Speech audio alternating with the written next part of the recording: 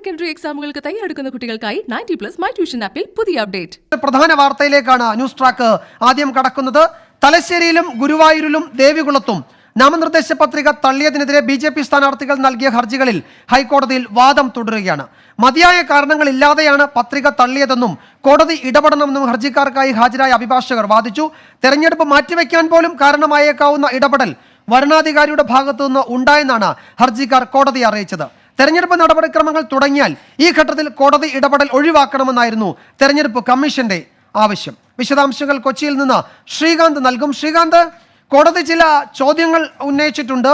ആ ചോദ്യങ്ങൾ അവിടെ നിൽക്കുന്നു. വളരെ പ്രസക്തമാണ് ആ ചോദ്യങ്ങൾ. തെരഞ്ഞെടുപ്പ് കമ്മീഷൻ അവരുടെ നിലപാടും അറിയിച്ചിട്ടുണ്ട്. ഒരു ഉത്തരവ് ഇന്ന് ഈ മണിക്കൂറിൽ ഉണ്ടാകുമോ? 2 മണിയോടുകൂടി ഉത്തരവ് ഉണ്ടാകും എന്നുള്ളതാണ് കോടതി അറിയിച്ചത്. 2 മണിക്ക് ഈ കേസ് വീണ്ടും പരിഗണിക്കാനായി മാറ്റുകയായിരുന്നു. ഏതാണ്ട് എല്ലാ ആളുകളുടെയും ഭാഗം കേട്ടുകഴിഞ്ഞു. പക്ഷെ തലശ്ശേരിയിലെ കോൺഗ്രസ് സ്ഥാനാർത്ഥി ഇതിൽ കക്ഷി ചേരാൻ ശ്രമിച്ചെങ്കിലും കോടതി അനുവദിക്കുകയുണ്ടായില്ല. ഇത് ഫയലിൽ സ്വീകരിച്ചതിന് ശേഷം പോരെ കക്ഷി ചേരൽ എന്നായിരുന്നു കോടതി ചോദിച്ചത്. പക്ഷേ കോടതിയുടെ ചോദ്യങ്ങളിൽ ഏറ്റവും പ്രധാനപ്പെട്ടത് ഈ വരണാധികാരിയുടെ നടപടി, പത്രിക തള്ളിയ നടപടി, അത് ദുരുദ്ദേശപരമാണെങ്കിൽ തങ്ങൾക്ക് ഇടപെട്ടുകൂടെ എന്നുള്ള ചോദ്യമാണ്. അത് BJPക്ക് പ്രതീക്ഷ നൽകുന്ന ഒരു ചോദ്യമാണ്. ജസ്റ്റിസ് N നഗരേഷിന്റെ ബെഞ്ചാണ് ഇന്ന് ഇലക്ഷൻ കമ്മീഷന്റെ ഭാഗത്തു നിന്നും അതിശക്തമായ എതിർപ്പ് ഈ പത്രിക തള്ളിയ വിഷയത്തിൽ വന്ന ഹർജിക്കെതിരെ ഉണ്ടായപ്പോൾ കോടതി ചോദിച്ചതാണ്, ഏതെങ്കിലും തരത്തിൽ ഈ പത്രിക തള്ളിയതിൽ ദുരുദ്ദേശമുണ്ടെങ്കിൽ തങ്ങൾക്ക് ഇടപെട്ടുകൂടെ, അതിന് ഏതെങ്കിലും തരത്തിൽ വിലക്കുണ്ടോ എന്ന തരത്തിലുള്ള ചോദ്യമാണ് കോടതിയുടെ ഭാഗത്തു നിന്നും വന്നത്.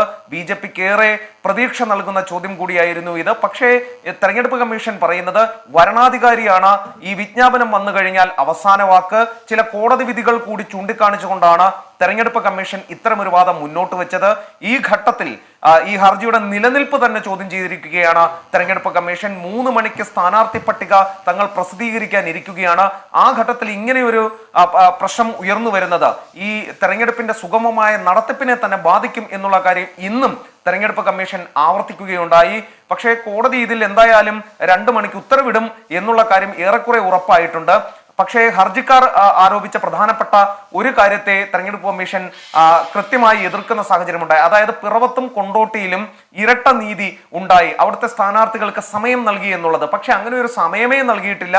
ചില അവ്യക്തതകൾ ഉണ്ടായിരുന്നത് പരിഹരിക്കാനാണ് ശ്രമിച്ചത് എന്നാണ് തെരഞ്ഞെടുപ്പ് കമ്മീഷൻ കോടതി മുമ്പാകെ പറഞ്ഞത്. പക്ഷേ ഹർജിക്കാർ അതിനോട് അനുകൂല നിലപാടെടുത്തില്ല. തങ്ങൾക്ക് കൃത്യമായ സമയം കിട്ടിയിട്ടില്ല. കോടതിക്ക് ഈ വിഷയത്തിൽ ഇടപെടാനുള്ള എല്ലാ അധികാരവും ഉണ്ട് എന്ന് അവരും ചൂണ്ടിക്കാണിച്ചിട്ടുണ്ട്. 2 മണിക്ക് ഈ ഹർജി വീണ്ടും പരിഗണിക്കാമെന്ന് പറഞ്ഞ് മാറ്റിവെക്കുകയാണ് ഉണ്ടായത്. വിധി ഉണ്ടാകും അല്പസമയത്തിനകം എന്ന് തന്നെയാണ് പ്രതീക്ഷിക്കപ്പെടുന്നത്. ശ്രീകാന്ത്, ഏതായാലും തെരഞ്ഞെടുപ്പ് കമ്മീഷൻ ഇക്കാര്യത്തിൽ കടുത്ത നിലപാട് തന്നെ സ്വീകരിച്ചു. ഒരു പ്രോസസ്സ് തുടങ്ങിക്കഴിഞ്ഞു. അത് തുടങ്ങിയാൽ അത് അവസാനിക്കുന്നത് വരെ ഇടപെടുന്നത് ഒരു കീഴ്വഴക്കമല്ല എന്ന് കോടതിയിൽ തെരഞ്ഞെടുപ്പ് കമ്മീഷൻ അറിയിക്കുകയും ചെയ്തു. എന്നാൽ കോടതി ചോദിച്ചത് ഇതിൽ ക്രമവിരുദ്ധമായി എന്തെങ്കിലും നടന്നിട്ടുണ്ടെങ്കിൽ അതിൽ ഇടപെടുന്നതിന് തടസ്സമുണ്ടോ എന്ന് കോടതി ചോദിച്ചു. കോടതി ഒരു പക്ഷേ ഒരു വ്യക്തത വരുത്തുന്നതിന് വേണ്ടിയാകാം ആ ചോദ്യം ഉന്നയിച്ചത്. ആ ഘട്ടത്തിൽ തെരഞ്ഞെടുപ്പ് കമ്മീഷൻ എന്തെങ്കിലും തടസ്സവാദങ്ങൾ ഉന്നയിച്ചിട്ടുണ്ടോ? തെരഞ്ഞെടുപ്പ് കമ്മീഷൻ ഇതിനോടകം തന്നെ ഈ വിഷയത്തിൽ ഒരു സ്റ്റേറ്റ്മെന്റ് ഫയൽ ചെയ്തിട്ടുണ്ട്. അവർ അതിൽ എന്തൊക്കെയാണ് പോരായികകൾ വന്നിട്ടുള്ളത് ഈ സ്ഥാനാർത്ഥികളുടെ ഭാഗത്തു നിന്നും എന്നത് കൃത്യമായി പറയുന്നുണ്ട്. ഫോം A, ഫോം B ഇതിൽ സീലോ സിഗ്നേച്ചറോ ഇല്ലാത്ത ഒരു സാഹചര്യം വന്നാൽ അത് കൃത്യമായും പിഴവ് തന്നെയാണ് എന്നതാണ് അവരുടെ ഉറച്ച നിലപാട്. അതിനെ സാധൂകരിക്കത്തക്ക സ്റ്റേറ്റ്മെന്റ് ആണ് അവർ ഇന്നിപ്പോൾ കോടതി മുമ്പാകെ സമർപ്പിച്ചിട്ടുള്ളതും. അവരുടെ ഭാഗം അവർ കൃത്യമായി ന്യായീകരിക്കുകയും ചെയ്യുന്നുണ്ട്. ഫോം A, ഫോം B ഈ 2 ഫോമുകളിലും ഒപ്പോ സീലോ ഉണ്ടായിരുന്നില്ല. അത് കൃത്യമായ വീഴ്ച തന്നെയാണ്, അത് പിഴവ് തന്നെയാണ്. പത്രിക തള്ളാൻ തക്ക കാരണം ഇതിൽ ഉണ്ട്. വരണാധികാരിയുടെ വിവേചനാധികാരം ഉപയോഗിച്ചാണ് അത്തരത്തിൽ ഒരു നടപടി എടുക്കുകയും ചെയ്തത് എന്നുള്ളതാണ് തെരഞ്ഞെടുപ്പ് കമ്മീഷൻ അറിയിച്ചിട്ടുള്ളത്. പക്ഷേ അപ്പോഴും കോടതി ചോദിച്ച ഈ ചോദ്യത്തിന് വലിയ പ്രസക്തിയുണ്ട്. കാരണം കോടതി ചോദിച്ചത് ക്രമവിരുദ്ധമായി ദുരുദ്ദേശപരമായി എന്തെങ്കിലുമൊക്കെ നടന്നിട്ടുണ്ടെങ്കിൽ തങ്ങൾക്ക് ഇടപെട്ടുകൂടെ. ആ ഒരു ചോദ്യമാണ് BJPയുടെ പ്രതീക്ഷകളെ വാനോളം ഉയർത്തി ഇപ്പോഴും ഹൈക്കോടതിയിൽ നിർത്തുന്നത്. അവർ പ്രതീക്ഷയോടെ കാത്തിരിക്കുന്നത്. ശ്രീകാന്ത്, നമുക്ക് ഈ ബുള്ളറ്റിന് തന്നെ ന്യൂസ് ട്രാക്കിൽ തന്നെ ഒരു പക്ഷേ കോടതിയുടെ ഉത്തരവിന്റെ വിശദാംശങ്ങൾ നൽകാൻ കഴിയുമെന്ന് പ്രതീക്ഷിക്കുന്നു. ആ ഘട്ടത്തിൽ ശ്രീകാന്തിലേക്ക് വീണ്ടും വരാം. മറ്റൊരു പ്രധാന വാർത്തയിലേക്ക് ന്യൂസ് ട്രാക്ക് കടക്കുകയാണ്. KPCC വൈസ് പ്രസിഡന്റും വയനാട്ടിലെ മുതിർന്ന കോൺഗ്രസ് നേതാവുമായ KC റോസക്കുട്ടി കോൺഗ്രസ് വിട്ടു. സ്ത്രീകളോടുള്ള കോൺഗ്രസിന്റെ സമീപനത്തിൽ കടുത്ത നിരാശയുണ്ടെന്ന് രാജി പ്രഖ്യാപിച്ചുകൊണ്ട് കെ സി റോസക്കുട്ടി അറിയിച്ചു. കൽപ്പറ്റ സീറ്റ് സംബന്ധിച്ച് കോൺഗ്രസ് നേതൃത്വവുമായി കടുത്ത അഭിപ്രായ വ്യത്യാസത്തിലായിരുന്നു മുൻ MLA-യും വനിതാ കമ്മീഷൻ അധ്യക്ഷയുമായ റോസക്കുട്ടി. 1984 മുതൽ കോൺഗ്രസിൽ സജീവമായി പ്രവർത്തിച്ചിരുന്ന ഞാൻ കോൺഗ്രസിൻ്റെ ഔദ്യോഗിക പദവികളായിട്ടുള്ള ഇന്ന് ഞാൻ വഹിക്കുന്ന KPCCയുടെ വൈസ് പ്രസിഡന്റ് സ്ഥാനവും AICC അംഗത്വവും കോൺഗ്രസിൻ്റെ പ്രാഥമിക അംഗത്വവും രാജിവെച്ച് കഴിഞ്ഞിരിക്കുകയാണ്. ഞാൻ പ്രതീക്ഷിച്ച രാഷ്ട്രീയ പ്രസ്ഥാനത്തിൽ നിന്നും വർഗീയ ശക്തികൾക്ക് എതിരെ നടത്തുന്ന നിലപാടുകളിലും അതുപോലെ തന്നെ സ്ത്രീ സമൂഹത്തോട് സ്ത്രീകൾക്ക് ഏറ്റവും കൂടുതൽ അംഗീകാരം കൊടുത്ത കോൺഗ്രസ് പ്രസ്ഥാനം ഇന്ന് സ്ത്രീകളോട് കാണിക്കുന്ന അവഗണനയും ഒക്കെ തന്നെ എന്നെ വല്ലാതെ വിഷമിപ്പിച്ചു. അതുകൊണ്ടാണ് വളരെ ആലോചനകൾക്ക് ശേഷം എൻ്റെ കെ സി റോസക്കുട്ടി ടീച്ചറുടെ കൽപ്പറ്റയിലെ വീട്ടിൽ നിന്നുള്ള തത്സമയ ദൃശ്യങ്ങളാണ് നമ്മൾ കാണുന്നത്. PK ശ്രീമതി ഉൾപ്പെടെയുള്ള CPM നേതാക്കൾ അവരെ വീട്ടിൽ സന്ദർശിക്കുകയാണിപ്പോൾ. നിഖിൽ പ്രമേഷ് കൂടുതൽ വിവരങ്ങൾ നൽകും. നിഖിൽ, ആരൊക്കെയാണ് കെ സി റോസക്കുട്ടിയെ കാണാൻ വന്നിരിക്കുന്നത്? അവരുടെ ഭാവി പദ്ധതികൾ സംബന്ധിച്ച് എന്തെങ്കിലും സൂചന നൽകുന്നതാണോ ഈ കൂടിക്കാഴ്ചകൾ? വിജയകുമാർ, PK ശ്രീമതിയും CPM കേന്ദ്ര കമ്മിറ്റി അംഗം PK ശ്രീമതിയും ബത്തേരിയിലെ LDF സ്ഥാനാർത്ഥി MS വിശ്വനാഥൻ ഉൾപ്പെടെയുള്ള ആളുകൾ ഇപ്പോൾ കെ സി റോസക്കുട്ടി ഇതിനോടകം തന്നെ ജില്ലയിലെ CPM നേതാക്കളെല്ലാം തന്നെ അവരുടെ ഇടത് പ്രവേശനത്തെക്കുറിച്ച് ഇടതുമുന്നണിയോടൊപ്പം ചേർന്ന് പ്രവർത്തിക്കുമെന്നുള്ള തരത്തിൽ ഫേസ്ബുക്ക് പോസ്റ്റുകൾ തന്നെ ഇതിനോടകം ഇട്ടിട്ടുണ്ട്. Kalpetta MLA CK Saseendran, DYFI ജില്ലാ സെക്രട്ടറി K റഫീഖ് ഉൾപ്പെടെയുള്ള ആളുകൾ കെ സി റോസക്കുട്ടി ടീച്ചർ കോൺഗ്രസിൽ നിന്ന് രാജിവെച്ചെന്നും ഇനി ഇടതുപക്ഷത്തിനൊപ്പം ചേർന്ന് പ്രവർത്തിക്കുമെന്നുള്ള രീതിയിൽ ഫേസ്ബുക്ക് പോസ്റ്റുകൾ ഇട്ടിരുന്നു. ഇതിന് പിന്നാലെയാണ് ഇപ്പോൾ PK ശ്രീമതി ടീച്ചറും ഒപ്പം ബത്തേരിയിലെ കോൺഗ്രസിൽ നിന്ന് CPM-ലെത്തി സ്ഥാനാർത്ഥിയായി മത്സരിക്കുന്ന MS വിശ്വനാഥനും ഇപ്പോൾ ടീച്ചറെ കാണുന്നതിന് വേണ്ടി ബത്തേരിയിലെ വസതിയിലേക്ക് എത്തിച്ചേർന്നത്. അവരിപ്പോൾ ടീച്ചറുമായി സംസാരിച്ചുകൊണ്ടിരിക്കുകയാണ്. അല്പസമയത്തിനകം LJD സംസ്ഥാന അധ്യക്ഷൻ MV ശ്രേയംസ് കുമാറും ഇവിടെ എത്തി സംസാരിക്കും എന്നാണ് മനസ്സിലാക്കാനാകുന്നത്. അതോടൊപ്പം തന്നെ CPM ജില്ലാ സെക്രട്ടറി നിഖിൽ തുടരണം. വളരെ പ്രധാനപ്പെട്ട ഒരു വാർത്ത വരുന്നത് കൊണ്ട് നിഖിൽ, ഞാൻ ആ വാർത്തയിലേക്ക് വേഗത്തിൽ കടക്കുകയാണ്. ഹൈക്കോടതിയിൽ BJP സ്ഥാനാർത്ഥികൾ നൽകിയ ഹർജിയിൽ കോടതി ഇടപെടില്ല എന്ന് അറിയിച്ചിരിക്കുന്നു. ഇടപെടാനാകില്ല എന്നാണ് ഹൈക്കോടതി വ്യക്തമാക്കിയിരിക്കുന്നത്. BJPക്ക് വലിയ തിരിച്ചടിയാണ് ഹൈക്കോടതിയുടെ ഈ സമീപനം. അതായത് 3 മണ്ഡലങ്ങളിലെ സ്ഥാനാർത്ഥിത്വം സംബന്ധിച്ച് വരണാധികാരി മുന്നോട്ട് വെച്ച കാര്യങ്ങളിൽ, വരണാധികാരിയുടെ തീരുമാനങ്ങളിൽ ഇടപെടാനാകില്ല എന്ന് ഹൈക്കോടതി വ്യക്തമാക്കിയിരിക്കുന്നു. BJPയെ സംബന്ധിച്ച് രാഷ്ട്രീയമായും നിയമപരമായും ഉണ്ടായ വലിയ തിരിച്ചടിയാണ്. ശ്രീകാന്ത് കൂടുതൽ വിവരങ്ങൾ നൽകും കൊച്ചിയിൽ നിന്ന്. ശ്രീകാന്ത്, എന്താണ് കോടതി പറയുന്നത്? ഈ പരാതികളിൽ, ഈ ഹർജികളിൽ ഈ ഘട്ടത്തിൽ ഇടപെടാനാകില്ല, ഇടപെടരുത്, തെരഞ്ഞെടുപ്പ് പ്രോസസ് തുടങ്ങിയാൽ എന്ന തെരഞ്ഞെടുപ്പ് കമ്മീഷന്റെ വാദങ്ങൾ കോടതി അംഗീകരിച്ചു എന്ന് വേണം കരുതാൻ, അല്ലേ? വിജയകുമാർ, ഏറെ സുപ്രധാനമായ ഒരു തീരുമാനമാണ് കോടതിയിൽ നിന്നും വരുന്നത്. നിലവിൽ ഈ ഹർജിയിൽ ഇടപെടാനാകില്ല എന്നുള്ള കാര്യം കോടതി ഇപ്പോൾ അറിയിച്ചിരിക്കുന്നു. കോടതി പറയുന്നത് നോട്ട് ഇൻക്ലൈൻഡ് ടു ഇന്റർഫിയർ എന്നുള്ള വാചകമാണ് കോടതിയിൽ നിന്നും വന്നിരിക്കുന്നത്. വരണാധികാരിക്കാണ് തെരഞ്ഞെടുപ്പ് വിജ്ഞാപനം വന്നു കഴിഞ്ഞാൽ തെരഞ്ഞെടുപ്പിന്റെ പൂർണ്ണമായ അധികാരം, അവകാശം, അത് നടത്തുന്നതിനുള്ള അവകാശം വരണാധികാരിക്കാണ് എന്നുള്ള ഇലക്ഷൻ കമ്മീഷന്റെ ആ നിലപാടിനൊപ്പം കോടതിയും നിൽക്കുന്നു എന്നുള്ളതാണ് ഹൈക്കോടതിയിൽ നിന്നും ഇപ്പോൾ പുറത്തു വരുന്ന ഏറ്റവും പ്രധാനപ്പെട്ട വിവരം. BJPയെ സംബന്ധിച്ച്, NDAയെ സംബന്ധിച്ച് കനത്ത തിരിച്ചടിയാണ് ഇപ്പോൾ ഹൈക്കോടതിയിൽ നിന്നും ഉണ്ടാകുന്നത്. 3 മണ്ഡലങ്ങളിൽ NDAയ്ക്ക് സ്ഥാനാർത്ഥികൾ ഉണ്ടാകില്ല എന്നുള്ള കാര്യം ഇതോടുകൂടി സ്പഷ്ടമാവുകയാണ്. ഗുരുവായൂരിലും അതോടൊപ്പം തന്നെ തലശ്ശേരിയിലും ദേവികുളത്തും താമര ചിഹ്നത്തിൽ സ്ഥാനാർത്ഥി ഉണ്ടാകില്ല. അതിൽ തലശ്ശേരിയിലും ഗുരുവായൂരുമാണ് താമര ചിഹ്നത്തിൽ BJP സ്ഥാനാർത്ഥികൾ ഉണ്ടായിരുന്നത്. അവിടെ 2ഇടത്തും താമര ചിഹ്നത്തിൽ സ്ഥാനാർത്ഥികൾ ഉണ്ടാകില്ല എന്നുള്ള കാര്യം ഉറപ്പായിരിക്കുന്നു. തൽക്കാലം ഈ കേസിൽ ഇടപെടാനാകില്ല. തെരഞ്ഞെടുപ്പ് കമ്മീഷന്റെ, വരണാധികാരിയുടെ നടപടികളിലേക്ക് ഇടപെടാൻ ആകില്ല എന്നുള്ള കാര്യം ഇപ്പോൾ കോടതി പറഞ്ഞിരിക്കുന്നു. തുടർച്ചയായി 2 ദിവസം വാദം കേട്ട ശേഷമാണ് ഇടപെടാനാകില്ല എന്നുള്ള തങ്ങളുടെ നിലപാട് കോടതിയും അറിയിച്ചത്. തെരഞ്ഞെടുപ്പ് കമ്മീഷൻ പറഞ്ഞ കാര്യങ്ങൾ വിജ്ഞാപനം വന്ന ശേഷം ഫലപ്രഖ്യാപനം വരുന്നതുവരെ ഈ ഘട്ടത്തിൽ പൂർണ്ണ അധികാരം വരണാധികാരിക്കാണ്, തെരഞ്ഞെടുപ്പ് കമ്മീഷനാണ്. ഫലപ്രഖ്യാപനം വന്നതിന് ശേഷം തെരഞ്ഞെടുപ്പ് കേസായി മാത്രം ഹൈക്കോടതിക്ക് ഇത്തരം വിഷയങ്ങളിൽ ഇടപെടാം. അതാണ് ഭരണഘടനാപരമായി നിലനിൽക്കുന്ന നിയമം. അത് മറികടക്കരുത് ഹൈക്കോടതി എന്നുള്ളതായിരുന്നു നിലവിൽ തെരഞ്ഞെടുപ്പ് കമ്മീഷന്റെ നിലപാട്. അത് നിലവിൽ ഇപ്പോൾ ഹൈക്കോടതി അംഗീകരിച്ചിരിക്കുന്നു എന്ന് വേണം മനസ്സിലാക്കേണ്ടത്. നോട്ട് ഇൻക്ലൈൻഡ് ടു ഇന്റർഫിയർ, ഇതായിരുന്നു കോടതിയിൽ നിന്നും വന്ന വാചകങ്ങൾ. ജസ്റ്റിസ് എൻ നഗരേഷാണ് ഇത്തരത്തിൽ തന്റെ അഭിപ്രായം പറഞ്ഞിട്ടുള്ളത്. ഇത് പൂർണ്ണമായും ഉത്തരവ് പുറത്തു വന്നിട്ടില്ല, പക്ഷേ ഇത് കോടതിയുടെ വാക്കുകളാണ്, കോടതിയുടെ പരാമർശങ്ങളാണ് ഇപ്പോൾ പുറത്തേക്ക് വന്നിട്ടുള്ളത്. അതായത് തലശ്ശേരിയിലും അതോടൊപ്പം തന്നെ ഗുരുവായൂരിലും BJPക്ക് സ്ഥാനാർത്ഥി ഉണ്ടാകില്ല. ദേവികുളത്ത് ഒരു സ്വതന്ത്രനെ BJP ഇപ്പോൾ NDA സ്ഥാനാർത്ഥിയായി. ശ്രീകാന്ത്, ഇവിടെ ഇപ്പോൾ സംഭവിക്കാൻ പോകുന്നത് ഇന്ന് 3 മണി വരെയാണ് ഈ നാമനിർദ്ദേശ പത്രികകൾ പിൻവലിക്കുന്നതിനുള്ള അവസാന സമയം. അത് 1 മണിക്കൂർ കഷ്ടിച്ചേ ഇനി ബാക്കിയുള്ളൂ, അല്ലെങ്കിൽ വളരെ കുറച്ച് മിനിറ്റുകൾ മാത്രമേ ഇനി ബാക്കിയുള്ളൂ. അതിനിടയിൽ എന്തെങ്കിലും ഒരു അത്ഭുതം ഇനി നടത്തുക അസാധ്യവുമാണ്. സുപ്രീം കോടതിയെ സമീപിക്കാനൊക്കെ തീരുമാനിച്ചിട്ടുണ്ടായിരുന്നു നേരത്തെ തന്നെ. പക്ഷേ അങ്ങനെയാണെങ്കിലും ഈ പ്രോസസ് ഏറെ മുന്നോട്ട് പോയ സാഹചര്യത്തിൽ ഈ ഘട്ടത്തിൽ ഒരു ഇടപെടൽ സാധ്യമല്ലെന്ന് ഹൈക്കോടതി വ്യക്തമാക്കിയ ഒരു പശ്ചാത്തലത്തിൽ ഈ മണ്ഡലങ്ങളിൽ ഗുരുവായൂരും തലശ്ശേരിയിലും BJPക്ക് സ്ഥാനാർത്ഥികൾ ഉണ്ടാകില്ല എന്ന് ഏതാണ്ട് ഉറപ്പായില്ലേ നമ്മൾ ഈ സംസാരിക്കുന്ന ഹൈക്കോടതി ഉത്തരവിന്റെ പശ്ചാത്തലത്തിൽ? വിജയകുമാർ, ഏറ്റവും ഒടുവിലായി കോടതി പറഞ്ഞിരിക്കുന്നത് you may have A good case, have sympathy, but can interfere at this stage. ഇങ്ങനെയാണ് കോടതിയിൽ നിന്നും വന്നിരിക്കുന്ന വാക്കുകൾ. അതായത് ഇനി പ്രതീക്ഷ വേണ്ട BJPക്ക് എന്നുള്ളതാണ്.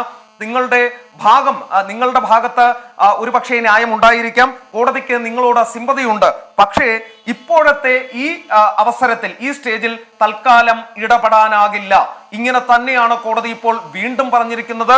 ആദ്യം കോടതി പറഞ്ഞത് നോട്ട് ഇൻക്ലൈൻഡ് ടു ഇന്റർഫിയർ എന്നുള്ളതാണ്. ഇപ്പോൾ വീണ്ടും പറഞ്ഞിരിക്കുന്നു you may have A good case, have sympathy, but can interfere at this stage.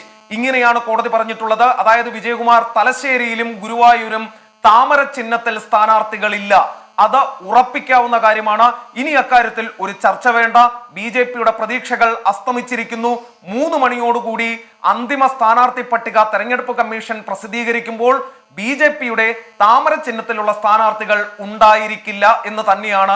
രാഷ്ട്രീയമായി ആ പാർട്ടിക്ക് കിട്ടുന്ന തിരിച്ചടി വലുതാണല്ലോ. കാരണം ഏതാണ്ട് 25,000-നും 30,000-നും ഒക്കെ ഇടയിൽ വോട്ടുള്ള 2 പ്രധാനപ്പെട്ട മണ്ഡലങ്ങളിൽ 2 പ്രധാന സ്ഥാനാർത്ഥികൾ, ഒന്ന് കണ്ണൂരിലെ ജില്ലാ പ്രസിഡന്റ്, മറ്റൊന്ന് മഹിളാ മോർച്ചയുടെ സംസ്ഥാന അധ്യക്ഷ, ഈ 2 പേർക്കുമാണ് ഇപ്പോൾ സ്ഥാനാർത്ഥിത്വം നഷ്ടപ്പെടുന്നത്. രാഷ്ട്രീയമായി വലിയ ചോദ്യങ്ങൾക്ക് മറുപടി പറയേണ്ടി വരും BJP എന്നതും ഒരു വസ്തുത തന്നെയല്ലേ? വിജയകുമാർ, തീർച്ചയായും അങ്ങനെ തന്നെയാണ്. BJPയെ സംബന്ധിച്ചിടത്തോളം തലശ്ശേരിയിൽ അവരുടെ ശക്തമായ രാഷ്ട്രീയ പോരാട്ടം എക്കാലത്തും നടത്തിയിട്ടുള്ള അവരുടെ പ്രസ്റ്റീജിയസ് സീറ്റാണ് തലശ്ശേരി. അവിടെ താമര ചിഹ്നത്തിൽ ഒരു സ്ഥാനാർത്ഥിയില്ല എന്ന് പറയുമ്പോൾ BJP സംസ്ഥാന ഘടകവും BJP ജില്ലാ നേതൃത്വവും കൃത്യമായി മറുപടി പറയേണ്ടി വരും. അണികളുടെ ആത്മവിശ്വാസം തകർന്നടിയുന്ന സംഭവം തന്നെയാണത്. കണ്ണൂരിൽ തന്നെ BJPക്ക് വലിയ സ്വാധീനമുള്ള മണ്ഡലം കൂടിയാണ് തലശ്ശേരി. അവിടെ BJP ശക്തമായ മത്സരം പലപ്പോഴും കാഴ്ചവെച്ചിട്ടുണ്ട്. ജയമോ തോൽവിയോ അല്ല കണ്ണൂരിൽ, തലശ്ശേരിയിൽ BJPയുടെ പ്രശ്നം പകരം അവിടെ നേടുന്ന ഓരോ വോട്ടുകളും തങ്ങളുടെ രാഷ്ട്രീയ സ്വാധീനം, തങ്ങളുടെ ശക്തി പ്രകടിപ്പിക്കുന്നതായാണ് BJPയും മറ്റ് പാർട്ടികളും എല്ലാം തന്നെ വിലയിരുത്തിയിരുന്നത്. ആ സ്ഥലത്താണ്, തലശ്ശേരിയിലാണ് BJPക്ക് തിരിച്ചടി നേരിട്ടിരിക്കുന്നത്. BJPക്ക് താമര ചിഹ്നത്തിൽ ഒരു സ്ഥാനാർത്ഥി തലശ്ശേരിയിൽ ഉണ്ടാകില്ല എന്ന് തന്നെ നമുക്ക് വിലയിരുത്താം. ഇപ്പോൾ കോടതി അതിൽ ഇടപെടാൻ വിസമ്മതിച്ചതോടുകൂടി എങ്ങനെ അണികളിലേക്ക് ഈ സന്ദേശം BJP എത്തിക്കും എന്നുള്ള കാര്യം ഇനി കാത്തിരുന്നു കാണേണ്ടതാണ്. BJP അണികൾക്കിടയിൽ ഇത് ന്യായീകരിക്കേണ്ടി വരും. ദേശീയ നേതൃത്വത്തിന്റെ ചോദ്യങ്ങൾക്ക് കൃത്യമായി മറുപടി പറയേണ്ടി വരും. ഈ വരുന്ന മാർച്ച് 25-ന് അമിത്ഷാ തലശ്ശേരിയിൽ റാലിയിൽ പങ്കെടുക്കാനിരുന്നതാണ്. അദ്ദേഹത്തോടും കൃത്യമായ മറുപടികൾ ഇവർക്ക് പറയേണ്ടി വരും. കാരണം BJP കൃത്യമായി ആസൂത്രണം ചെയ്ത് എല്ലാ പദ്ധതികളും തയ്യാറാക്കി അവിടെ പ്രചരണം നടത്തേണ്ട പ്രമുഖ ദേശീയ നേതാക്കളെ അടക്കം നിശ്ചയിച്ച് പ്രചാരണ രംഗത്തേക്ക് ഇറങ്ങിയ, തെരഞ്ഞെടുപ്പിനെ നേരിടാൻ ഇറങ്ങിയ തലശ്ശേരി പോലൊരു മണ്ഡലത്തിൽ BJPക്ക് നേരിട്ട തിരിച്ചടി BJPയെ സംബന്ധിച്ചിടത്തോളം ന്യായീകരിക്കാനാകാത്തതാണ്. അണികൾക്കിടയിൽ BJP നേതൃത്വത്തിന് പിടിച്ചു നിൽക്കാൻ സാധിക്കില്ല എന്നുള്ള കാര്യം ഉറപ്പാണ്. പ്രതിഷേധം അതിന്റെ അങ്ങേയറ്റത്തേക്ക് പോകുമെന്നുള്ള കാര്യം 100% ഉറപ്പാണ്. കാരണം ഇതിനോടകം തന്നെ പലതരത്തിലുള്ള പ്രശ്നങ്ങളാൽ BJPയിൽ ആഭ്യന്തര പ്രശ്നങ്ങൾ രൂക്ഷമായി തുടരുകയാണ്. അതിനിടയിലാണ് ഇങ്ങനെ ഒരു തിരിച്ചടി വരുന്നത്. ഇനി ഗുരുവായൂരിലേക്ക് വന്നാൽ അവരുടെ മഹിളാ മോർച്ചയുടെ സംസ്ഥാന അധ്യക്ഷയ്ക്ക് തന്നെയാണ് അവിടെ മത്സരിക്കാൻ സാധിക്കാതെ പോകുന്നത്. അവരൊരു അഭിഭാഷക കൂടിയാണ്. അവർക്കാണ് ഇത്തരത്തിലൊരു അബദ്ധം സംഭവിക്കുന്നത്. 2, അവർ BJPയുടെ സംസ്ഥാന തെരഞ്ഞെടുപ്പ് കമ്മിറ്റി അംഗം കൂടിയാണ്. ശോഭാ സുരേന്ദ്രനെ ഒഴിവാക്കി BJP ഔദ്യോഗിക പക്ഷം, സംസ്ഥാന നേതൃത്വത്തിലെ ഔദ്യോഗിക പക്ഷം കൊണ്ടുവന്ന വ്യക്തി കൂടിയാണ് അഡ്വക്കേറ്റ് നിവേദിത.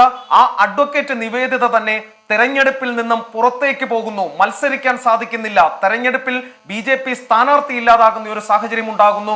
അതും ഔദ്യോഗിക പക്ഷത്തെ സംബന്ധിച്ചിടത്തോളം കനത്ത തിരിച്ചടി തന്നെയാണ്. അത് ന്യായീകരിക്കുക BJP നേതൃത്വത്തെ സംബന്ധിച്ച് അസാധ്യമായ നേരത്തെ ശ്രീകാന്ത് തന്നെയാണ് അഡ്വക്കേറ്റ് നിവേദിതയുമായി സംസാരിച്ചത്. ആ ഘട്ടത്തിൽ അവർ പറഞ്ഞത് നീതി നടപ്പാകുന്നതിന് വേണ്ടി സുപ്രീം കോടതി വരെ പോകും, അവിടേക്ക് ഫൈറ്റ് സുപ്രീം കോടതിയിൽ നിയമ പോരാട്ടം നടത്തുമെന്നായിരുന്നു. പക്ഷേ അതിനുള്ള സാധ്യത ഇതിൽ ഈ ഉത്തരവിലും കാണുന്നില്ല. കാരണം you may have good case, have sympathy, but cannot interfere at the stage എന്ന് കോടതി പറഞ്ഞപ്പോൾ സുപ്രീം കോടതിയിൽ പോയാലും ഇതിനപ്പുറത്തേക്ക് ഏതെങ്കിലും ഒരു തീരുമാനം കോടതിയുടെ ഭാഗത്തുനിന്ന് ഉണ്ടാകുമെന്ന സാധ്യത കാണുന്നില്ല. അങ്ങനെ ഒരു നേരിയ സാധ്യത ഉണ്ടായിരുന്നുവെങ്കിൽ കോടതി ഈ അനുഭാവം പ്രകടിപ്പിച്ചു, പക്ഷേ ഇടപെടാൻ കഴിയില്ലെന്ന നിസ്സഹായ അവസ്ഥ അറിയിക്കുകയും ചെയ്തു. അത് നിയമപരമായി മറ്റു പോംവഴികളില്ല എന്നതിൻ്റെ കൂടി സൂചനയാവാം അല്ലേ? വിജയകുമാർ, ഒരു സംശയവും വേണ്ട. അക്കാര്യത്തിൽ കേന്ദ്ര തെരഞ്ഞെടുപ്പ് കമ്മീഷന് വേണ്ടി ഹാജരായത് സ്റ്റാൻഡിംഗ് കൗൺസിൽ അഡ്വക്കേറ്റ് ദീപുലാൽ മോഹനായിരുന്നു. അദ്ദേഹം സമർപ്പിച്ച അഫിഡവിറ്റിൽ കൃത്യമായി പറയുന്നത് വിവിധ കോടതി വിധികൾ ഉദ്ധരിച്ചുകൊണ്ടാണ് സുപ്രീം കോടതിയുടെയും ജസ്റ്റിസ് ചിദംബരേഷ്, ഹൈക്കോടതിയിലെ മുൻ ജഡ്ജിയായിരുന്ന ജസ്റ്റിസ് ചിദംബരേഷ് ഈ ഇത്തരത്തിലൊരു തെരഞ്ഞെടുപ്പുമായി ബന്ധപ്പെട്ട ഒരു വിധി പുറപ്പെടുവിച്ചിരുന്നു. നോമിനേഷൻ തള്ളിയതുമായി ബന്ധപ്പെട്ട് ആ വിധി ഉൾപ്പെടെ പരാമർശിച്ചുകൊണ്ടാണ് ഈ തെരഞ്ഞെടുപ്പ് കമ്മീഷൻ ഇന്ന് ഈ ഒരു സ്റ്റേറ്റ്മെന്റ് ഫയൽ ചെയ്തത്. അവർ പറയുന്നത് ഒരു കാരണവശാലും കോടതിക്ക് ഇത്തരം സാഹചര്യങ്ങളിൽ ഇടപെടാനാകില്ല. മുൻകാലങ്ങളിലും ഇത്തരം കേസുകൾ വന്നിട്ടുണ്ടെങ്കിലും അത് ഡിസ്മിസ് ചെയ്യുന്ന സാഹചര്യമാണ് ഉണ്ടായിട്ടുള്ളത്. അത് കോടതി കണക്കിലെടുക്കണം എന്നുള്ളതായിരുന്നു അവരുടെ സ്റ്റേറ്റ്മെന്റിൽ ഉണ്ടായിരുന്നത്. കൃത്യമായി നിയമവശങ്ങൾ പറഞ്ഞുകൊണ്ടുള്ളതായിരുന്നു സ്റ്റേറ്റ്മെന്റ്. അതിനാൽ തന്നെ ഇനി സുപ്രീം കോടതിയിലേക്ക് പോവുക, അനുകൂലമായ ഒരു വിധി വാങ്ങുക, തിരികെ വന്ന് മത്സരിക്കാനായി നിൽക്കുക ഇനി അസാധ്യമായ കാര്യമാണ്. ഇന്ന് 3 മണിക്ക് അന്തിമ സ്ഥാനാർത്ഥി പട്ടിക കൂടി പുറത്തിറക്കാൻ പോവുകയാണ്. അതിനുശേഷം ഇത്രയധികം നടപടിക്രമങ്ങൾ പൂർത്തിയാക്കി സുപ്രീം കോടതിയിൽ പോയി അനുകൂല വിധി സമ്പാദിച്ചു വന്ന് വീണ്ടും മത്സരിക്കുക എന്ന് പറയുന്നത് അസാധ്യമായ കാര്യമാണെന്നാണ് വിലയിരുത്തുന്നത്. ഒരുപക്ഷെ BJPയും ഇനി അങ്ങനെ ചിന്തിക്കാനുള്ള സാധ്യത കുറവാണ്. അല്പ നിമിഷങ്ങൾക്കകം തന്നെ അവർ പുറത്തേക്ക് വരും. ഈ സ്ഥാനാർത്ഥികൾ ഇന്നിപ്പോൾ കോടതിയിലുണ്ട്, അവർ പുറത്തേക്ക് വരും.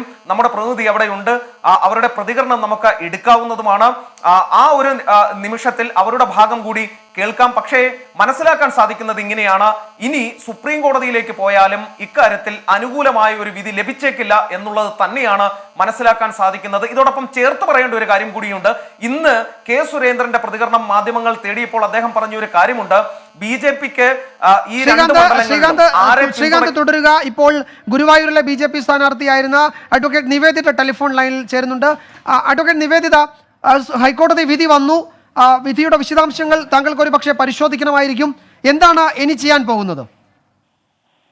നേരത്തെ പറഞ്ഞ മാതിരി വിധിയുടെ വിശദാംശങ്ങൾ എനിക്ക് ലഭിച്ചിട്ടില്ല. അതുകൂടാതെ ഇതിന് ഏത് തുടർ നടപടികളുമായി ഏതറ്റം വരെ പോകാൻ സാധിക്കുമോ അത്രയും പോകുമെന്നുള്ളതാണ് ഇപ്പോൾ എനിക്ക് പറയാനുള്ളത്. ഇന്ന് 3 മണി വരെ ഈ പ്രോസസ്സ് അവസാനിക്കുകയാണ്. 3 മണിയോടുകൂടി ഈ പ്രോസസ്സ് അവസാനിക്കും. നാളെ മുതൽ സ്ഥാനാർത്ഥികൾ ഔദ്യോഗികമായി ആര് എന്നത് തെരഞ്ഞെടുപ്പ് കമ്മീഷൻ പരസ്യപ്പെടുത്തും. ഇന്ന് 3 മണിക്ക് ശേഷം അതിന് കഴിഞ്ഞാൽ ഒരു കോടതി നടപടി എന്നത് അസാധ്യമല്ലേ ഇപ്പോഴത്തെ നിലയിൽ? ഇത് ഭരണഘടന എന്നുള്ളതും അതിലെ ഓരോ കണ്ടസ്റ്റന്റും പറഞ്ഞിട്ടുള്ള അവകാശങ്ങളും ഒക്കെ അവിടെ തന്നെ അതേപടി നിലനിൽക്കുന്നുണ്ടല്ലോ. ഏതായാലും ഇതിന് ഏതറ്റം വരെ പോകാൻ സാധിക്കുമോ അതുവരെ പോകും. അത്രയാണ് ഇപ്പം പറയാൻ പറ്റുള്ളൂ. ഫൈൻഡിങ്സ് പൂർണ്ണമായിട്ടും മനസ്സിലാക്കി പഠിച്ചതിന് ശേഷമേ പറയാൻ പറ്റൂ.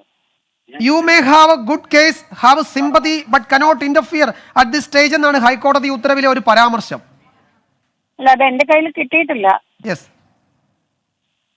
ശരി, അഡ്വക്കേറ്റ് നിവേദിതയാണ് നമ്മളോട് സംസാരിച്ചത്. ഗുരുവായൂരിലെ BJP സ്ഥാനാർത്ഥിയായിരുന്നു. അഡ്വക്കേറ്റ് നിവേദിതയുടെ നാമനിർദ്ദേശ പത്രികയും വരണാധികാരി തള്ളിയിരുന്നു. അതിനെതിരെ സമർപ്പിച്ച ഹർജിയിൽ ഇടപെടാൻ ഹൈക്കോടതി വിസമ്മതിച്ചു.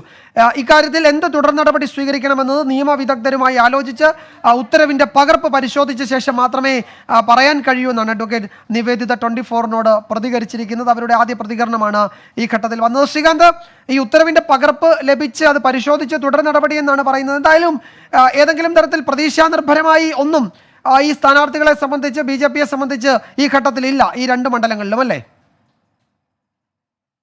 വിജയകുമാർ, അങ്ങനെ തന്നെ വേണം കരുതാൻ. കാരണം ഇന്നലെ അടിയന്തരമായി സിറ്റിംഗ് നടത്തി ഇന്നലെ തന്നെ ഒരു വിധി കിട്ടും എന്നുള്ളതായിരുന്നു BJPയുടെ പ്രതീക്ഷ. അത് ഉണ്ടാകാതെ വന്നതോടെ തന്നെ BJP സംസ്ഥാന ഘടകം പ്രതീക്ഷ ഏറെക്കുറെ കൈവിട്ടിരുന്നു. ഇന്ന് മാധ്യമങ്ങളെ കണ്ടപ്പോൾ കെ സുരേന്ദ്രനും പറഞ്ഞ കാര്യം, ഗുരുവായൂരിലും തലശ്ശേരിയിലും ആരെ പിന്തുണയ്ക്കണം എന്നുള്ള കാര്യം പ്രവർത്തകരോട് വിശദീകരിക്കും എന്ന തരത്തിലേക്ക് ഒരു പരാമർശം കെ സുരേന്ദ്രന്റെ ഭാഗത്തു നിന്നും വരിക പോലും ചെയ്തു. അതായത് ഹൈക്കോടതിയിൽ നിന്നും അവർ അനുകൂലമായ ഒരു തീരുമാനം ഉണ്ടാകുമെന്ന് അവർക്ക് നേരിയ പ്രതീക്ഷ പോലും ഇല്ലായിരുന്നു എന്ന തരത്തിലാണ് അദ്ദേഹത്തിന്റെ ഒരു പരാമർശം വന്നത്. കാരണം ഇന്നലെ കിട്ടിയിരുന്നെങ്കിൽ ഇന്ന് ഒരു പക്ഷേ അവർക്ക് കാര്യങ്ങൾ സുഗമമായി മുന്നോട്ട് കൊണ്ടുപോകാൻ സാധിക്കുമായിരുന്നു. പക്ഷെ അത് ഉണ്ടാകാതെ വന്നതോടെ BJPയും കിട്ടുന്നെങ്കിൽ കിട്ടട്ടെ എന്ന രീതിയിലേക്ക് ഇന്ന് മാറിയിരുന്നു എന്ന് വേണം വിലയിരുത്താൻ. അതാകണം കെ സുരേന്ദ്രൻ അങ്ങനെ ഒരു പ്രതികരണം നടത്തിയത്. പക്ഷേ BJPയെ സംബന്ധിച്ചിടത്തോളം ദേവികുളത്തെ കാര്യം അവർക്ക് വലിയ വിഷയമായി വരാൻ സാധ്യതയില്ല. AIADMKയുടെ സ്ഥാനാർത്ഥിയായിരുന്നു അവിടെ ഉണ്ടായിരുന്നത്. അവർ അവിടെ പകരം ഒരു സംവിധാനം ഇതിനോടകം തന്നെ ഏർപ്പെടുത്തിയിട്ടുമുണ്ട്. അവിടെ ഒരു സ്വതന്ത്ര സ്ഥാനാർത്ഥിയെ പിന്തുണച്ച് NDA സ്വതന്ത്രനായി നിർത്താൻ അവർ തീരുമാനിച്ചിട്ടുണ്ട്. പക്ഷേ അവർക്ക് വെല്ലുവിളിയാകാൻ പോകുന്നത് തലശ്ശേരിയാണ്. ഒന്നാമതായി വെല്ലുവിളിയാകാൻ പോകുന്നത്. കാരണം ശക്തമായ പോരാട്ടം നടക്കുന്ന, രാഷ്ട്രീയ പോരാട്ടം എന്ന് കൃത്യമായി പറയാവുന്ന പോരാട്ടം നടക്കുന്ന മണ്ഡലമാണ് തലശ്ശേരി. അവിടെ അണികൾ ഇതിനോടകം തന്നെ വലിയ രീതിയിൽ പ്രതിഷേധവുമായി നേതൃത്വത്തിനെതിരെ രംഗത്തെത്തി കഴിഞ്ഞു. അവരുടെ മുന്നിൽ കാര്യങ്ങൾ വിശദീകരിക്കുക, ന്യായീകരിക്കുക എന്നുള്ളത് BJP നേതൃത്വത്തെ സംബന്ധിച്ചിടത്തോളം വലിയ വെല്ലുവിളി തന്നെയാണ്. ഗുരുവായൂരിലെ കാര്യം എടുത്താൽ, ഗുരുവായൂർ BJPയെ സംബന്ധിച്ചിടത്തോളം ശക്തമായ പോരാട്ടം നടത്താൻ കഴിയുന്ന സ്ഥലമായിരുന്നു. അവരവരുടെ പ്രസ്റ്റീജിയസ് സീറ്റായി തന്നെ കാണുന്ന സ്ഥലമായിരുന്നു. അഡ്വക്കേറ്റ് നിവേദിതയെ പോലെ മഹിളാ മോർച്ചയുടെ സംസ്ഥാന അധ്യക്ഷയെ തന്നെ അവർ അവിടെ സ്ഥാനാർത്ഥിയാക്കി. മാത്രമല്ല അവർ തെരഞ്ഞെടുപ്പ് സമിതി അംഗം കൂടിയാണ്. നേരത്തെ ശോഭാ സുരേന്ദ്രനെ പൂർണ്ണമായും ഒഴിവാക്കി സ്ത്രീ പ്രതിനിധി എന്ന നിലയിൽ കൊണ്ടുവന്ന ആൾ കൂടിയാണ് അഡ്വക്കേറ്റ് നിവേദിത. അവർ അഭിഭാഷക കൂടിയാണ്. അവരുടെ സ്ഥാനാർത്ഥിത്വം തള്ളിപ്പോയി എന്ന് പറയുമ്പോൾ ഔദ്യോഗിക വിഭാഗം ന്യായീകരിച്ച് വശം കെടും എന്നുള്ള കാര്യത്തിൽ ഒരു സംശയവും വേണ്ട. നേരത്തെ BL സന്തോഷ് സംസ്ഥാന സംഘടനാ സെക്രട്ടറി M ഗണേശനുമായി ടെലിഫോണിൽ സംസാരിച്ചിരുന്നു എന്ന വിവരം നമുക്ക് ലഭിച്ചിരുന്നു. ഒരു തരത്തിലും BJP കേന്ദ്ര നേതൃത്വം സംസ്ഥാന ഘടകത്തോട് ക്ഷമിക്കാൻ തയ്യാറാകില്ല എന്ന തരത്തിലാണ് നമുക്ക് വിവരങ്ങൾ ലഭിക്കുന്നത്. കാരണം കൃത്യമായി അവർ ഇതിൽ അതൃപ്തി അറിയിച്ചിട്ടുണ്ട്. ഇതിന്മേൽ എന്തായാലും നടപടികൾ ഉണ്ടാകും എന്നുള്ള കാര്യവും ഉറപ്പാണ്. അതൊരു പക്ഷേ തെരഞ്ഞെടുപ്പിന് ശേഷമേ കാണൂ. പക്ഷേ തലശ്ശേരി കൈവിട്ടു പോയത്, തലശ്ശേരിയിൽ താമര ചിഹ്നത്തിൽ ഒരു സ്ഥാനാർത്ഥി ഇല്ലാത്തത് വലിയ തിരിച്ചടിയാകും. അമിത്ഷായെ പോലെ ഒരു ഹെവി വെയിറ്റ് അവിടെ വരാനിരുന്നതാണ് മാർച്ച് 25-ന്. എല്ലാ മുന്നൊരുക്കങ്ങളും നേരത്തെ തന്നെ നടത്തിയിരുന്നു. അദ്ദേഹം വരുമ്പോൾ അവിടെ സ്ഥാനാർത്ഥിയില്ല, BJPക്ക് സ്ഥാനാർത്ഥിയില്ല എന്നൊരു സ്ഥിതി വരുമ്പോൾ അത് ന്യായീകരിക്കേണ്ടി വരും സംസ്ഥാന ഘടകത്തിനും ജില്ലാ നേതൃത്വത്തിനും. കാരണം അവിടുത്തെ ജില്ലാ അധ്യക്ഷൻ തന്നെയാണ് അവിടെ മത്സരത്തിനായി കളത്തിലേക്ക് വന്നത്. അത് BJPയെ സംബന്ധിച്ചിടത്തോളം വലിയ ബുദ്ധിമുട്ടുണ്ടാക്കാൻ പോകുന്ന കാര്യമാണ്. പാർട്ടിയിൽ ഇപ്പോൾ ഇലക്ഷൻ സമയമായതിനാൽ അടങ്ങി നിന്ന ആ വിഭാഗീയതയും പോരും, ആ പരസ്പരമുള്ള ഗ്രൂപ്പ് പോരും വീണ്ടും തലപൊക്കും എന്നുള്ള കാര്യത്തിൽ ഒരു സംശയവും വേണ്ട. നേരത്തെ R ബാലശങ്കർ ഉയർത്തിവിട്ട വിവാദം വീണ്ടും കത്തിപ്പടരാൻ ഇത് കാരണമാകും എന്നുള്ള കാര്യത്തിലും ഒരു സംശയവും വേണ്ട. ഇതിനോടകം തന്നെ കോൺഗ്രസും അതോടൊപ്പം CPM-ഉം ഇതിൽ ചില ഡീലുകൾ നടന്നിട്ടുണ്ട്. വോട്ട് കച്ചവടം ഇതിൽ ആരോപിച്ചവർ രംഗത്ത് വരികയും ചെയ്തിരുന്നു. അത് കൂടുതൽ ശക്തമാവുകയുള്ളൂ. BJP ഈ പ്രതിസന്ധികളെ എല്ലാം തരണം ചെയ്തു വേണം ഇനി തെരഞ്ഞെടുപ്പ് പ്രചാരണ പ്രവർത്തനങ്ങളുമായി മുന്നോട്ട് പോകേണ്ടത്. അത്ര വലിയ തിരിച്ചടിയാണ് നിലവിൽ തലശ്ശേരിയെ സംബന്ധിച്ചും ഗുരുവായൂരിനെ സംബന്ധിച്ചും BJPക്ക് ഹൈക്കോടതിയിൽ നിന്ന്. ശ്രീകാന്ത്, ഇന്ന് രാവിലെ മുഖ്യമന്ത്രിയുടെ വാർത്താ സമ്മേളനത്തിൽ അദ്ദേഹം കോട്ടയത്ത് മാധ്യമങ്ങളെ കണ്ടപ്പോൾ പറഞ്ഞതാണ് ഈ നാമനിർദ്ദേശ പത്രിക തള്ളിയത് സംശയാസ്പദമാണ്. കാരണം അത് ഈ വോട്ട് കച്ചവടം, വോട്ട് മറിക്കൽ ആരോപണങ്ങളുമായി ചേർത്ത് വെച്ചായിരുന്നു മുഖ്യമന്ത്രിയുടെ ആ പ്രതികരണവും ഉണ്ടായത്. നേരത്തെ ശ്രീകാന്ത് തന്നെ പറഞ്ഞതുപോലെ ബാലശങ്കറിന്റെ ആരോപണം, ബാലശങ്കർ ഇവിടെ സ്ഥാനാർത്ഥിയുടെ വിശദീകരണമൊക്കെ വരാനിരിക്കുന്നതേ ഉള്ളൂ. നമുക്ക് ഒരുപക്ഷെ കൂടുതൽ പ്രതികരണങ്ങൾ വരാനുണ്ട്. അതിനിടയിലും ശ്രീകാന്ത്, ആ പ്രതികരണം വരുമ്പോൾ നമുക്ക് അതിലേക്ക് പോകാം. ഈ ബാലശങ്കർ ഉന്നയിച്ച ആക്ഷേപം, ഈ വോട്ട് കച്ചവടം, അഡ്ജസ്റ്റ്മെന്റ്, ഡീല് തുടങ്ങിയ വാക്കുകളൊക്കെ ഒരിക്കൽ കൂടി തെരഞ്ഞെടുപ്പ് ഘട്ടത്തിൽ ചർച്ചയാക്കിയതായിരുന്നു. അതിനിടയിലാണ് ഈ നടപടികളാകെ ഉണ്ടാകുന്നത്. യഥാർത്ഥത്തിൽ BJPയെ സംബന്ധിച്ചിടത്തോളം തെരഞ്ഞെടുപ്പ് പ്രചാരണ വേദിയിൽ മറ്റു മണ്ഡലങ്ങളിലും ഇത് മറുപടി പറയേണ്ടുന്ന വിഷയമാവും തോന്നുന്നല്ലേ? ഞാൻ വരാം ശ്രീകാന്തിലേക്ക് വരാം. ശ്രീ MV ജയരാജൻ ടെലിഫോൺ ലൈനിലുണ്ട്. ശ്രീ MV ജയരാജൻ, ഇത് തലശ്ശേരിയിലെ ഒരു സ്പെഷ്യൽ കേസായി താങ്കളോട് ചോദിക്കുകയാണ്. താങ്കൾ എന്താണ് അവിടെ പ്രതീക്ഷിക്കുന്നത്? ഏത് തരത്തിൽ ഉള്ള ഇടപെടൽ അവിടെ ഉണ്ടായി എന്നാണ് CPM ഇപ്പോൾ കരുതുന്നത്? ഇതൊരു തെരഞ്ഞെടുപ്പ് കേസായി ഭാവിയിൽ കോടതിയിൽ വന്നേക്കാം. അതിനപ്പുറത്ത് മറ്റിടപെടലിന് ഈ ഘട്ടത്തിൽ ഇനി സാധ്യത കാണുന്നില്ല. തെരഞ്ഞെടുപ്പ് വിജ്ഞാപനം ഇലക്ഷൻ കമ്മീഷൻ പുറപ്പെടുവിച്ചു കഴിഞ്ഞാൽ അത് മാർച്ച് 12-നാണ്. പിന്നീട് ഇലക്ഷൻ സംബന്ധിച്ച വ്യവഹാരങ്ങളിൽ ഇടപെടാൻ കോടതിക്ക് അധികാരമില്ല. അത് ഇന്ത്യയുടെ പരമോന്നത നീതിപീഠമായ സുപ്രീം കോടതി നിരവധി തവണ വ്യക്തമാക്കിയിട്ടുണ്ട്. അതുതന്നെയാണ് ഇവിടെ സംഭവിച്ചത്. അത് ഏറ്റവും നന്നായി അറിയാവുന്നവർ BJPക്കാരാണ്. അവർക്ക് കോൺഗ്രസിന് വോട്ട് വിൽക്കണം തലശ്ശേരിയിൽ. അങ്ങനെ തലശ്ശേരിയിൽ കോൺഗ്രസിന് വോട്ട് വിറ്റ് കഴിഞ്ഞാൽ തൊട്ടടുത്ത മണ്ഡലമായ ധർമ്മടത്ത് മത്സരിക്കുന്നത് BJPയുടെ ദേശീയ നേതാവാണ്. ആ നേതാവിന് കോൺഗ്രസിന്റെ വോട്ട് വിലക്ക് വാങ്ങണം. ഇത് പരസ്പരമുള്ള കോൺഗ്രസ് BJP കച്ചവടമാണ്, വോട്ട് കച്ചവടം. അതാണ് ഇവിടെ കണ്ടിട്ടുള്ളത്. പക്ഷെ എന്നാലും ഇടതുപക്ഷത്തിന് നല്ല സ്വാധീനമുള്ള തലശ്ശേരിയിൽ മതന്യൂനപക്ഷങ്ങളുടെ രക്ഷ ഇടതുപക്ഷമാണെന്ന് തിരിച്ചറിയുന്ന ആ പ്രദേശത്തുകാർക്ക് ഇടതുപക്ഷത്തെ വിജയിപ്പിക്കണമെന്നറിയാം. മുമ്പ് പാട്ടിൻ ഗോപാലൻ ജയിലിൽ നിന്ന് മത്സരിച്ചപ്പോൾ കമ്മ്യൂണിസ്റ്റുകാരനായ പാട്ടിൻ ഗോപാലിനെ വിജയിപ്പിച്ച മണ്ഡലമാണ് തലശ്ശേരി.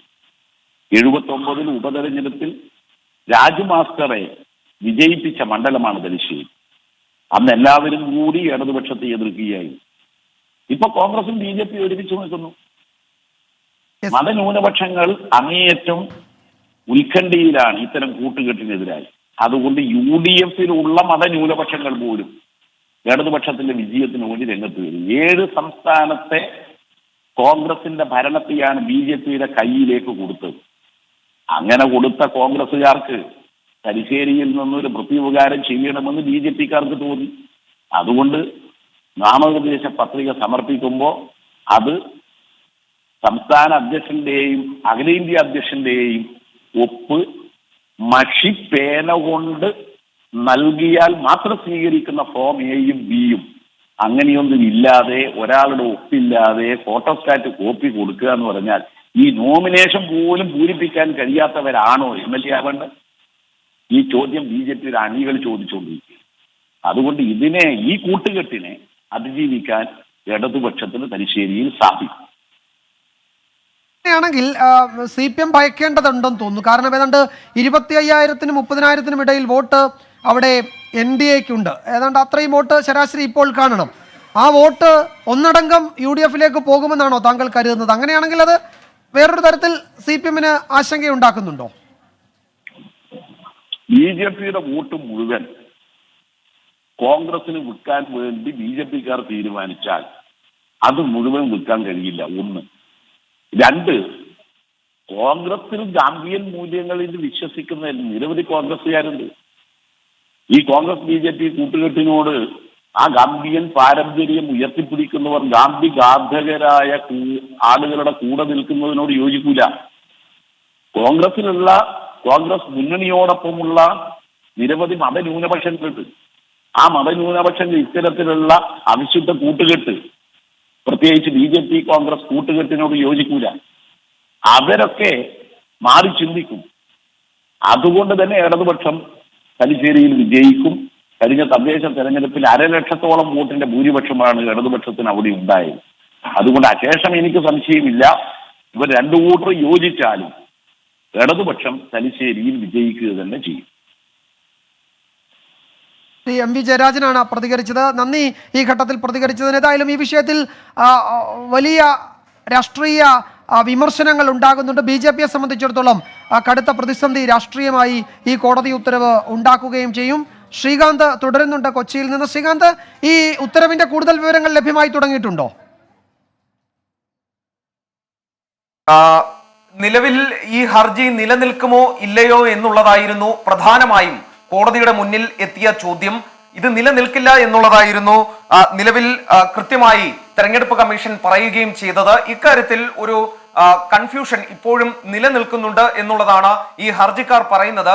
ഡിവിഷൻ ബെഞ്ചിലേക്ക് പോകാനുള്ള സാധ്യത തേടുന്നു എന്നുള്ള ചില വിവരങ്ങൾ വരുന്നുണ്ട്. പക്ഷേ അത് നമുക്ക് സ്ഥിരീകരിക്കാനായിട്ടില്ല. അവരുമായി നമുക്ക് സംസാരിച്ചാൽ മാത്രമേ അത്തരത്തിലുള്ള കാര്യങ്ങൾ വ്യക്തമാവുകയുള്ളൂ. ഡിവിഷൻ ബെഞ്ചിലേക്ക് ഒരുപക്ഷെ പോയേക്കും എന്ന തരത്തിലുള്ള അപ്പീലുമായി പോകാനുള്ള സാധ്യത തെളിയുന്നുണ്ട്. അങ്ങനെ ഒരു വാർത്ത പുറത്തു വരുന്നുണ്ട്.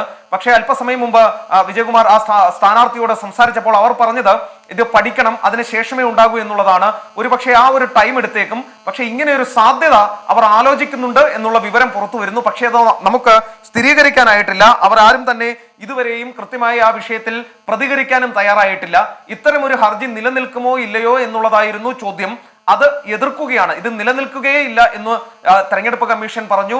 തൊട്ടു പിന്നാലെ കോടതി സിംഗിൾ ബെഞ്ച് ഇതിൽ ഇടപെടാനില്ല എന്നും പറഞ്ഞു. ഒരു പക്ഷേ ഇത് ഡിവിഷൻ ബെഞ്ചിലേക്ക് പോകാനുള്ള സാധ്യത തള്ളേണ്ടതില്ല. അത് ശരി ശ്രീകാന്ത്, അത്തരം സാധ്യതകൾ നമുക്ക് അടുത്ത മണിക്കൂറുകളിൽ പരിശോധിക്കാം. ഏതായാലും 3 മണിക്ക് തെരഞ്ഞെടുപ്പ് കമ്മീഷൻ ഈ വിഷയത്തിൽ അവരുടെ തീർപ്പ്, അതായത് തെരഞ്ഞെടുപ്പ് കമ്മീഷൻ അതിന്റെ സമയപരിധി അവസാനിച്ചാൽ സ്ഥാനാർത്ഥി പട്ടിക ഔദ്യോഗികമായി പുറത്തിറക്കും. അതിനുശേഷം പിന്നീട് ഏതെങ്കിലും തരത്തിലുള്ള നിയമ ഇടപെടലിന് സാധ്യത വളരെ കുറവാണ് എന്നതാണ് കീഴ്വഴക്കവും ചരിത്രവും. എന്തായാലും കോടതികൾ അന്തിമ തീരുമാനമെടുക്കട്ടെ. എന്തായാലും സിംഗിൾ ബെഞ്ച് ആ ഹർജി എന്റർടൈൻ ചെയ്യില്ല എന്നറിയിച്ചു. രാഷ്ട്രീയമായി BJP യെ സംബന്ധിച്ച് കടുത്ത പ്രതിസന്ധിയാണ്. 2 മണ്ഡലങ്ങളിൽ സ്ഥാനാർത്ഥികൾ ഉണ്ടാവില്ല. നമുക്ക് ന്യൂസ് ട്രാക്ക് ഇവിടെ അവസാനിക്കുകയാണ്.